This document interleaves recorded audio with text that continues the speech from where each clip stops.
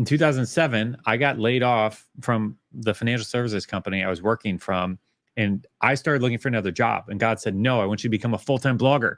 In 2008, No, that like, doesn't make sense. no one knows what a blog Nobody is. Like, no one's making money from blogs. Like, and he calls me to do this, and I mean, I had one mentor after another tell me it was a terrible idea. Well, you had Like, someone offer you a job that you were like, "This is it. Thanks, Lord."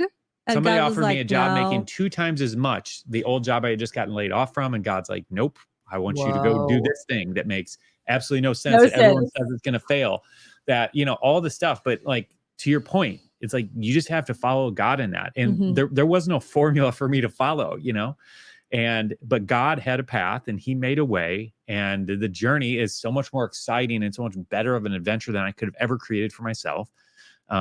So yeah, I love that you're preaching that, because that's so powerful. Mhm. Really, really, I think it's necessary for us to have it, and it's got to come from every angle. So here you are listening to the Fit and Faith podcast, getting it from every angle, but there's more. There's more to the story. We haven't even gone to some of the, what I think is an amazing milestone Yeah. when you hit 40. And Yeah. I think my biggest question, because I haven't dived into all of your teaching, and you guys have to get your hands on their book. It's called Simple Money, Rich Life. Yes, please. Right. Yep. Hold on. I'm going to say it again. Simple money, rich life. Like, that's the goal, right? Achieve true financial freedom and design a life of eternal impact. And you guys are making an eternal impact. And so my question to you, in addition to you sharing this element of your testimony as kind of the mic drop, is where do you put your money? Because I think we think to tithing, and a lot of people specifically just go right to church. And that might be what you do. Incredible if that's the case. But my husband and I view tithing in a lot of different ways, and it's not just to a church. And so I'm curious what that looks like for you all. All right. So we'll start with the finishing and wrapping up the story. Yes. So we had just continued doing this ages of percentage thing over the last 10 years. We've been doing that, which, you know, as you can imagine, this leads to you being able to give away a lot of money. Okay. Because you have a lot of disposable income that you're now delegating for giving. One other thing that we did, and we talk about this in the book, is we started tracking our net given. Okay. And so essentially there's a spin off of net worth, where rather than focusing on how much we could accumulate and making that our measure of financial success, we decided we're going to make our measure of financial success how much we can give. And so because that's our measure of financial success, the thing that we're heading towards, we started tracking it. So we created this sheet where we just kind of write down everything that we've given. And we've been doing this for 15 years now. And so if we give to church or charity, we put it on there. But also if we take someone out to dinner, if we host a party at our house and it costs a couple $100, like all of that gets added to this list. And it's been so fun to be able to kind of look back, and it gets us celebrating. This number on this sheet now has some real significance, because it's not just a number on a net worth sheet where it's like, it's just a number, but this $100,000 or whatever the number is on our net given sheet now means there's $100,000 worth of lives impacted. And we can look back on the sheet and see, I remember that story when we gave that widow $1,000 here. I remember when this person was struggling and we helped them here. And like, we can look back on all that and celebrate that what God has allowed us and helped us to do. So it's such a meaningful exercise, and it helped us really stay focused on what was most important to us, which was giving. So within that, we've been continuing that. And I had a giving goal of, I want to be able to give away $1 million by age 40. And age 39, in about 8 months, we crossed that line and had reached this milestone of being able to give away $1 million. And it's like, it's just a number. Like, I don't want to make a bigger deal out of it than it is. But for us, again, back to the importance and significance of it, like what it represents for what God was able to do through very unlikely characters like Linda and I, like where we come from, this doesn't happen, you know? Well, and I could have easily spent all that money. You know what I mean? Yeah, we both could have. Like, I could spend too. Sure. Like, trust me, I could spend. I get it. And I think what's so cool about it, it really isn't the number even for me. I'm just thinking about the magnitude. And I think about if it's not going to one place, and as you're sharing and you're talking about all the people that it gets to go to, that it's not even just to that one recipient. It's to that one recipient's connection points. And each individual human is connected to so many lives. And so the story that you're now sharing is also however many people are on that list. Let's say 1,000 people, it's 1,000 people's stories that's connected to another 1,000 people. So it's, to me, I'm looking at $1 million as 1 million people. and I'm looking to humanity. And that if we as net givers, right, if we focus on our net giving rather than our net worth, the impact that could have on the kingdom and the display of Christ-like behavior, unlike what we often see, even sometimes. And I hate sometimes when I'm sharing, I don't mean church. I mean church as the box, not church as the foundation to what God intended for it to be. But, mega churches or things like that, they can go into a place of they're giving for giving, not giving sake. They're giving for numbers sake.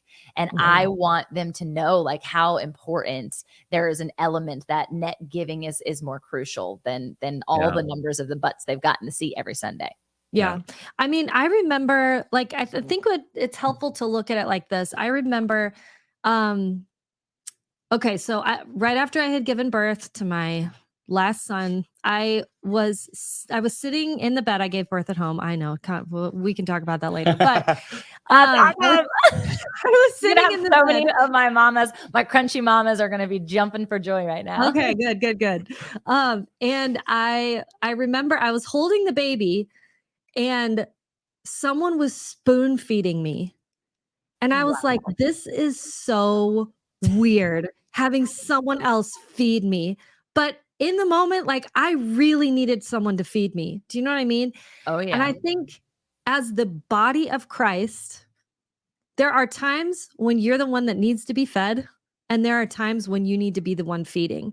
And I think that's what's exciting to us about doing this, is because there are times when people have reached out and given to us a lot of times. And we were like, you don't know how bad we needed this. You know what I mean? Like it was so meaningful.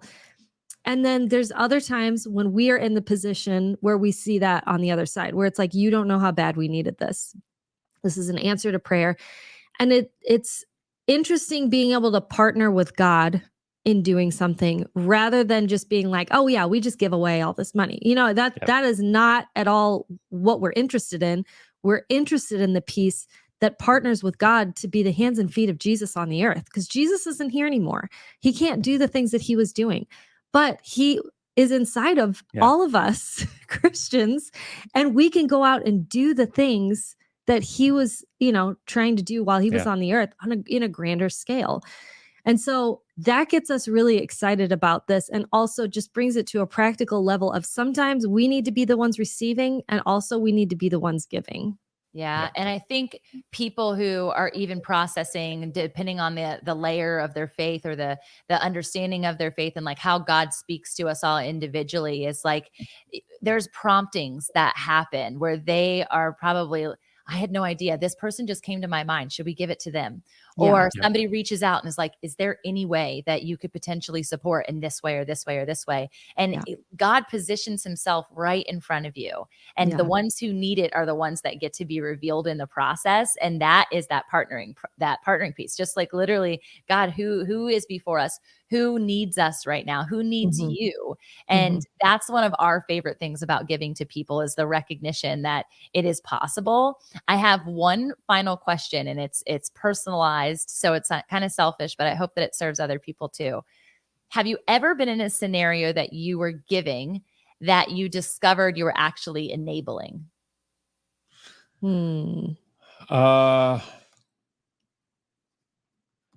I mean, yes. Sure. Short answer is yes. Yeah. I'm trying to think of like a really good example for a story, and I don't know if I have a great example. Well, there's sometimes personalized situations. Yeah. Yeah. There have been plenty of times where I've realized that. I mean, because it's like, and the thing that's so interesting to me is so much of the world just gets giving completely wrong, and it's just not the way that God intended. And unfortunately, a lot of it has crept into the church. And so this idea of having strings attached, this idea of, oh, I give a bunch of money to my church, and so therefore I should be able to call the pastor whenever I want, and they should listen to me because I'm important, I'm special, or any number of other things. Giving from obligation is something that I think so many of us have, that guilt giving thing, and I feel pressure. I feel like I have to, and I just don't think that's authentic biblical giving. That's being pressured, that's being coerced. Like you read 2 Corinthians 9, like has something to say about that. Yeah, give with a joyful heart.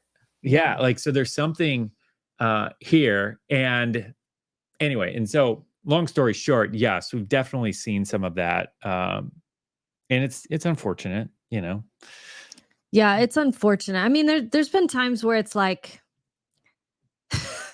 I went out to lunch this one time, and this person spent the entire time talking about how much money they spend. And I mean, it was almost really weird, like how, well, I just can't not have da da da da da.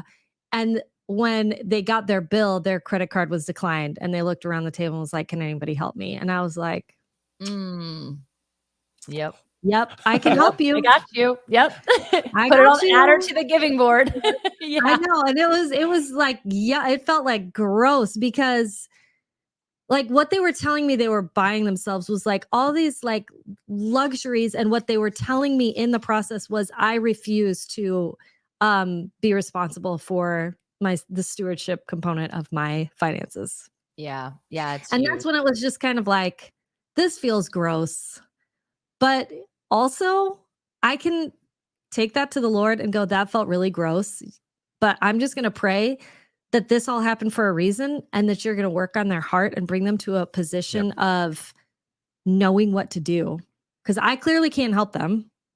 Like, you're going to have to do it. So sometimes I think we're in those positions, and the Lord trusts us enough to be in those positions to realize that that's that person's prayer request card, even though it's ugly. Ooh, that's And they're not good. handing it to you on a nice folded piece of paper, but that's Yeah. actually them saying, please pray for me. I really, really need it, you know? Yeah.